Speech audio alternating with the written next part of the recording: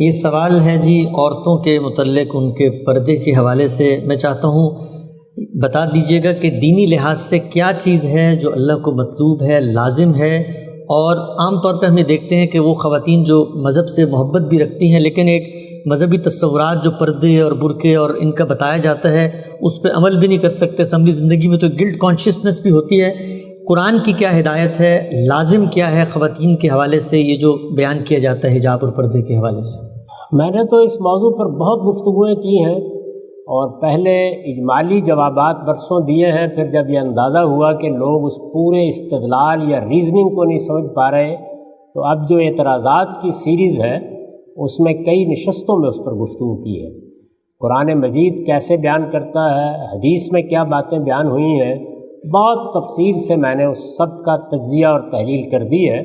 اگر آپ کو واقعی اس مسئلے کو سمجھنا ہے اور یہ جاننا ہے کہ اس میں اختلافات کی تاریخ کیا ہے اور کیوں ہوئے ہیں اور جو ہمارے ہاں عام تاثر بن گیا اس کی وجہ کیا ہے، تو آپ اس سیریز کو سن سکتے ہیں.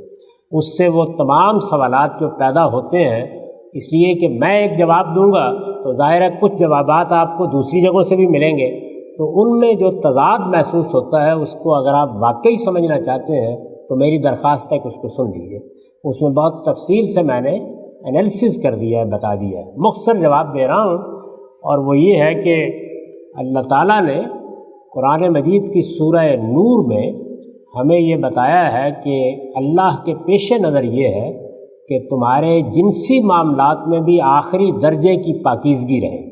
میں نے ابھی آپ کو بتایا کہ دین کی پوری ہدایت کا ہدف کیا ہے، پیوریفیکیشن، پاکیزگی. تو اس معاملے میں بھی ہمارا دین پاکیزگی کا تقاضا کرتا ہے. اس پاکیزگی کو سوسائٹی میں قائم رکھنے کے لیے کچھ ہدایات کی ہیں اور وہ مردوں کو بھی کی ہیں، عورتوں کو بھی کی ہیں. میں اس کو پردے کا نام نہیں دیتا اس لیے کہ یہ لفظ قرآن نے استعمال نہیں کیا، یہ لفظ خدا کے پیغمبر نے بھی کبھی استعمال نہیں کیا.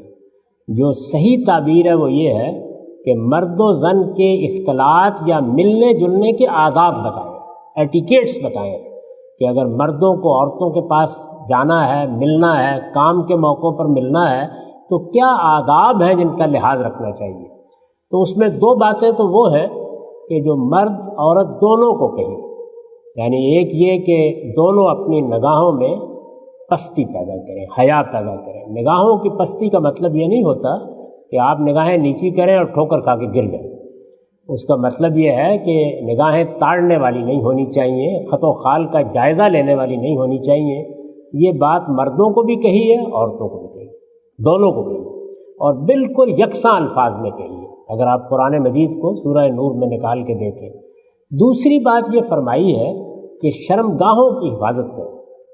اب شرمگاہوں کی حفاظت در حقیقت ایک طرف تو یہ چاہتی ہے کہ کوئی جنسی میلان پیدا نہ ہو.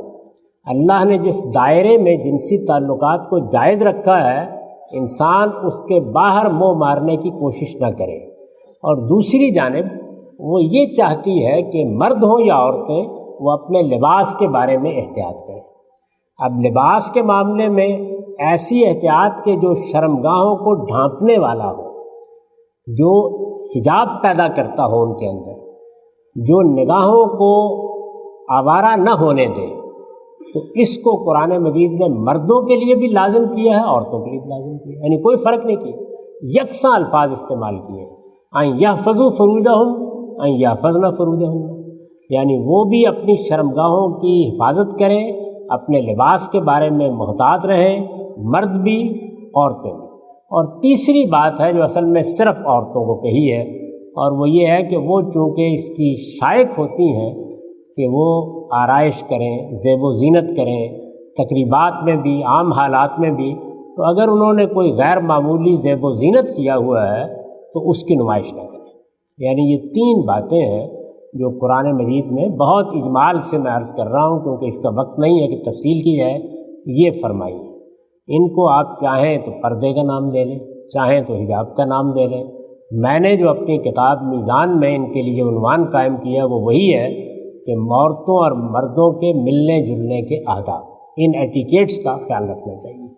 اس میں جو لباس کے بارے میں ہدایات ہیں ان پر میں نے بڑی تفصیلی گفتگو کی ہے کہ وہ کیسے آہستہ آہستہ انسان کو اوپر لے جاتی ہیں۔ یعنی پہلا مرحلہ تو یہ ہے کہ شرمگاہیں ڈھانپی ہوئی ہوں اور شرمگاہوں کے قریب کے اعضاء بھی ڈھانپے ہوئے ہوں، یعنی آپ نے اپنے آپ کو گویا چھپانے کی ابتدا کر دی۔ اس کے بعد اس لازمی جگہ سے آپ اوپر اٹھتے ہیں اور اپنی تہذیب کے لحاظ سے، اپنی معاشرت کے لحاظ سے اپنے لباس کو زیادہ چھپانے والا کرتے چلے جاتے ہیں۔ تو یہ جو دوسرا حصہ ہے، اس میں پھر وہ نوبت بھی آ جاتی ہے کہ جس میں ہماری بہنیں یا ہماری بیٹیاں گویا ایک اسکارف لے لیتی ہیں یا کوئی ایسا لباس پہن لیتی ہیں کہ زیادہ سے زیادہ ان کا جسم ڈھانپا ہوا رہے۔ تو ابتدا لازمی ہدایت سے ہوتی ہے، آگے آپ کے لیے ہے کہ آپ اس میں کتنا اہتمام کر سکتی ہیں۔ تو یہ باتیں ہیں جو اللہ نے اپنی کتاب میں بتائی ہیں یا رسول اللہ نے اپنی روایات کے اندر جس کی تاکید کی ہے۔